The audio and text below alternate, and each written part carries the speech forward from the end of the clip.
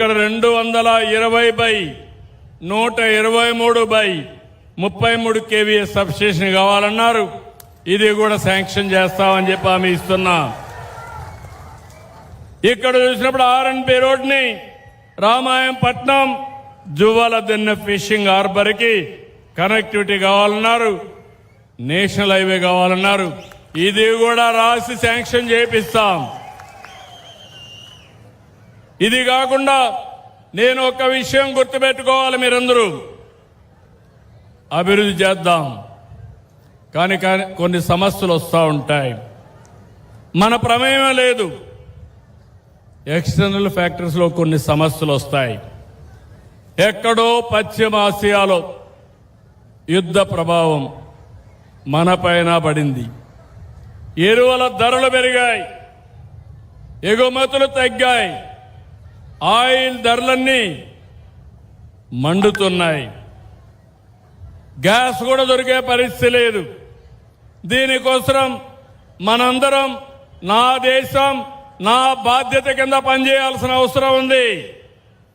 ప్రధానమంత్రి నరేంద్ర మోడీ గారు ఒకటి చెప్పారు, 7 ప్రిన్సిపల్స్ పెట్టారు.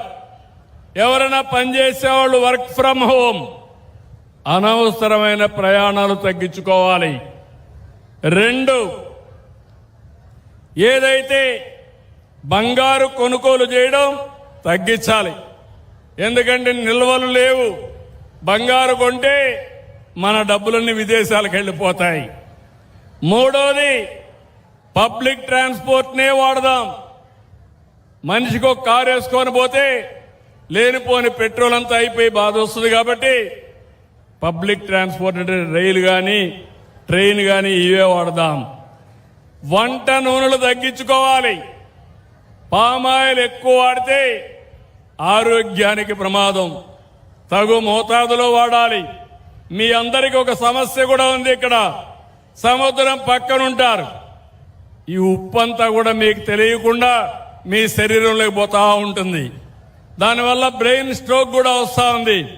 తొందరలోనే సంజీవని ప్రాజెక్టు తీసుకొచ్చి మీ ఆరోగ్య సమస్యలు కాపాడే బాధ్యత ఈ ప్రభుత్వం తీసుకుంటాం. ఇంకో పక్కన ప్రకృతి సేద్యానికి పోదాం. చేపలు కూడా ప్రకృతి సేద్యానికి పోదాం. ఇప్పుడు సీవీడ్ కూడా మనం గాని మన రొయ్యలకేస్తే బ్రహ్మాండంగా తింటున్నాయి. ఫీడ్ కాస్త తగ్గిపోయే పరిస్థితి వస్తూ ఉంది. అలాంటి నూతన విధానాలతో ముందుకు పోదాం.